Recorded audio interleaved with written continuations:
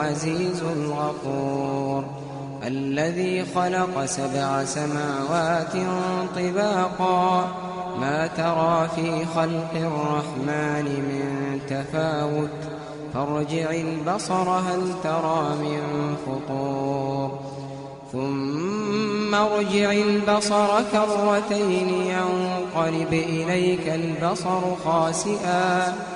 ينقلب إليك البصر خاسئا وهو حسير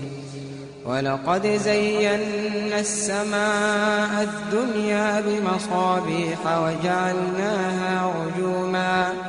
وجعلناها رجوما للشياطين وأعتدنا لهم عذاب السعير وللذين كفروا بربهم عذاب جهنم وبئس المصير.